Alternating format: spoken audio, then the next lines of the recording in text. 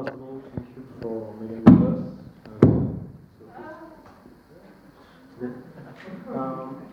My question is sort of general, but I will explain it a little bit. And it's, what is your relationship to realism? I'm thinking in terms of visual arts, like painters like Hopper or someone like Dwayne Hanson, the sculptor. I don't know if you're familiar with him. Mm-hmm. But what does it influence, for example, when you were still an art student? And do you consider yourself to be a realist artist in comics? And what does it mean for you to be a realist comic artist? Yeah, I'll just translate for the young. Oui, la question porte, j'espère que j'ai bien compris, sur le réalisme dans les arts visuels. Et quel était votre sentiment sur les réalistes comme Edward Hopper? C'est ça, j'ai pas entendu le deuxième. Oui, voilà. Et est-ce que vous considérez comme un artiste réaliste? C'est ça, en gros. Est-ce que j'oublie quelque chose? Non, c'est bon, très bien. Ok. I wouldn't say I'm necessarily interested in realism. I think Dwayne Hanson is a great artist, and I think that's a very interesting, focus to think of myself through imagining, what I do through what he does. I mean, I'm certainly trying to be absolutely truthful emotionally or in terms of how the characters interact. But not necessarily in a way that depicts exact realism. I think realism is something that's very difficult to pull off in comics, and it tends to be it would tend to be too dull. I like to condense everything so that there's not a lot of the sort of the awkward moments and pauses that you have in real life. Just the kind of space. I like to have something kind of going on at all times. But I'm certainly interested in getting at the truth. That's kind of my only interest. Voilà, plus que le réalisme en soi, et l'exemple de Dwayne Hanson, que je n'avais pas entendu est très intéressant. Je vise plutôt la réalité émotionnelle. Voilà. C'est-à-dire que le réalisme, aller vers un réalisme graphique, visuel, serait peut-être un petit peu monotone. Et ce qui m'intéresse davantage, donc, c'est de rester fidèle au réel, par exemple, dans le fait que les dialogues entre les personnages, c'est important, mais qu'également les pauses, ces espèces de pauses embarrassantes où parfois on ne sait pas quoi dire ou autre, c'est également important d'être fidèle à ça. Donc c'est plutôt un réalisme émotionnel des sentiments, des échanges que je vise plutôt qu'un réalisme vraiment graphique. Okay, thank you very much. Bonjour. Bonjour. Alors, je voudrais savoir ce que vous pensiez des écoles des beaux-arts et des étudiants des beaux-arts en général. So what is your opinion on the fine arts and the student of fine arts schools? I love them. Je les adore.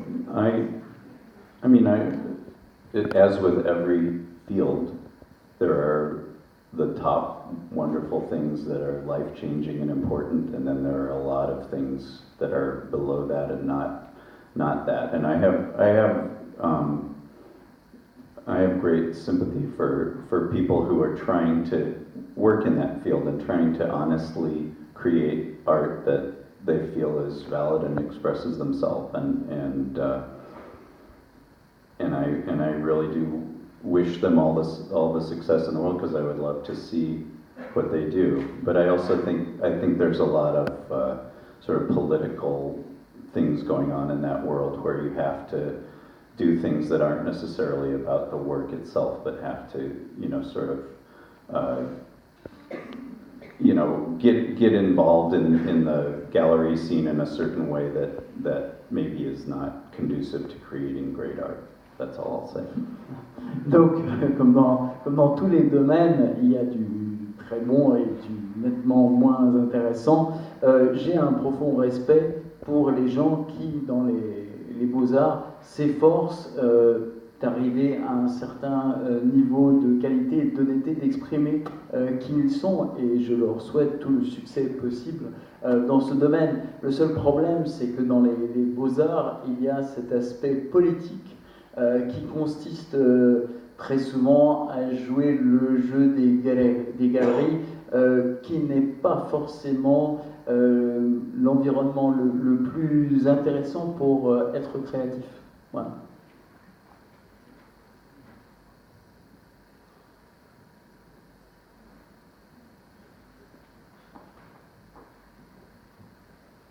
Hello.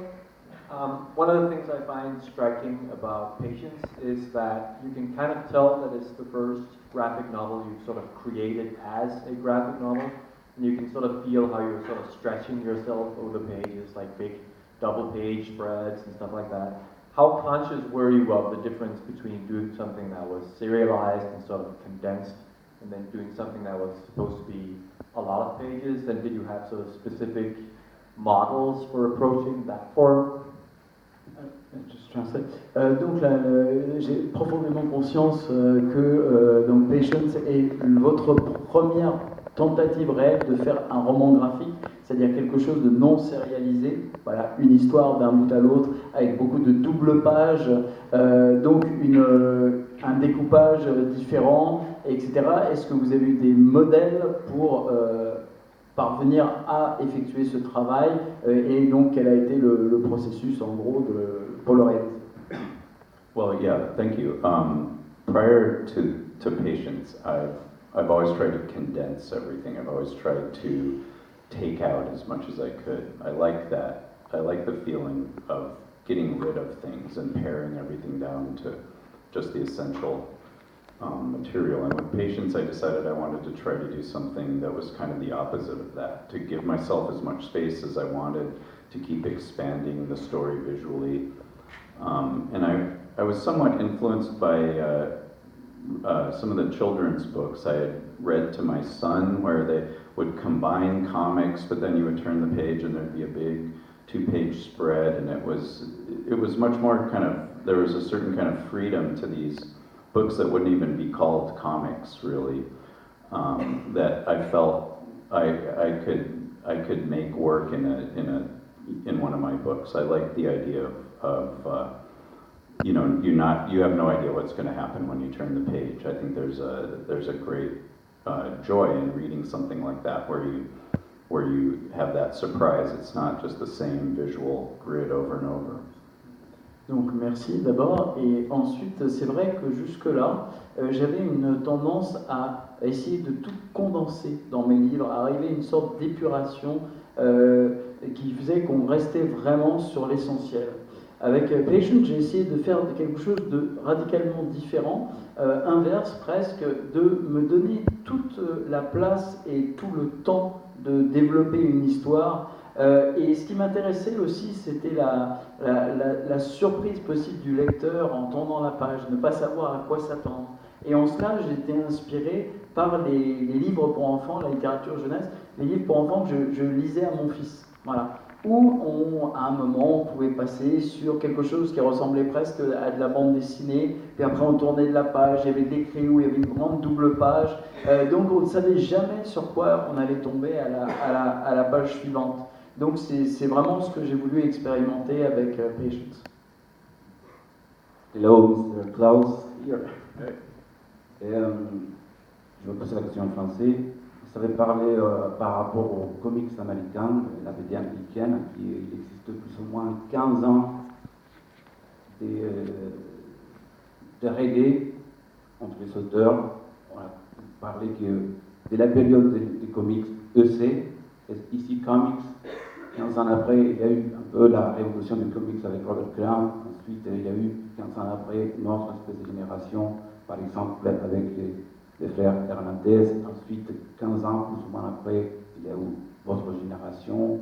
Ma question est, à votre avis, aujourd'hui, c'est laquelle, au niveau des auteurs, des comics américains, cette génération d'aujourd'hui?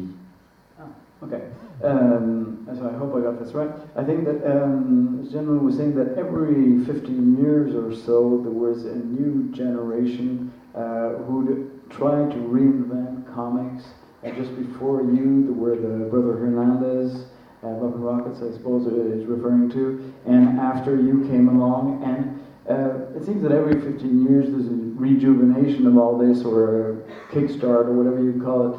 And who for you would be the new generation now of comic book artists? Well, I probably don't know even the actual new generation. You know, they're hiding out there. But there are certainly a lot of artists who are, you know, 20, 25 years younger than I am, who I love. You know, there's festival guest Simon Hanselman, and you know, he seems like an old man in spirit somehow, even though he's much younger than I am. There's people like Lisa Hannah Walt and Michael DeForge and God, I actually don't even know how old most people are. You know, it's once they're 10 years younger than you, they're just children anyway.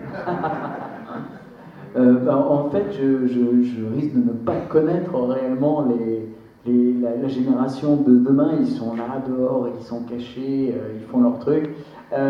Non, il y a des gens, oui, effectivement, qui ont 20, 25 ans de moins.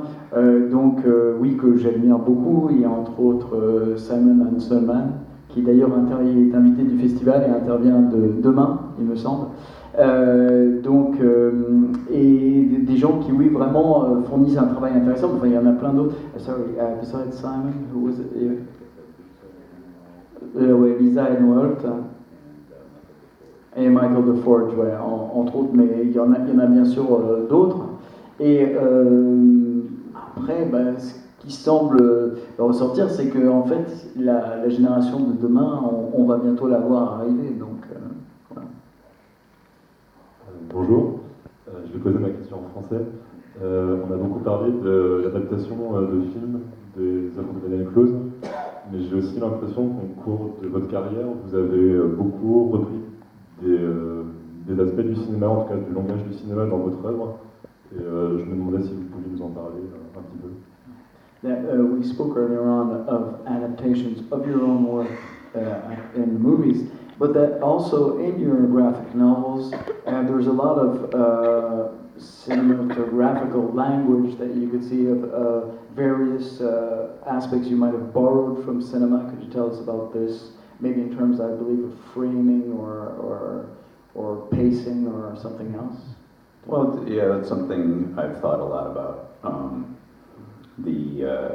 What can we borrow from cinema that works in comics? Often things don't work at all. I find when people try to get too photographic or trace photos, they tend to look very stiff. There are many comics that kind of look great, but the characters just seem like they're frozen on the page, speaking, endless blobs of dialogue. I'm looking for things that we all kind of know from our many hours of sitting in front of the television watching TV. We know we have this visual language that we don't even think about, and I'm trying to incorporate that into my comics, but not let it dominate them. I'm trying to give them their own life. There's something. The magic to me is when a comic comes alive and you forget you're reading the comic and you're turning the pages, and there's a spark of something there. That to me is the most amazing thing when somebody can do that. En fait, oui, il y a bien sûr c'est une question sur laquelle j'ai profondément réfléchi, ce que le cinéma peut apporter à la bande dessinée. Le problème, c'est que très souvent, c'est un peu trop plaqué sur la BD, ce qui fait que les bandes dessinées vont essayer d'être photographiques ou photoréalistes ou cinématographiques vont avoir tendance à figer les personnages. Voilà, dans des poses, ils sont plus vraiment vivants. Donc quand on essaye un peu trop fort, ça ne fonctionne pas. Moi, j'ai essayé de prendre plutôt un langage cinématographique que nous connaissons tous, notamment par la télévision, voilà, qu'on regarde, c'est-à-dire que c'est quelque chose que nous avons tous absorbé petit à petit, et à essayer effectivement de l'infuser dans mes bandes dessinées, mais sans que ce n'y prédomine. Voilà.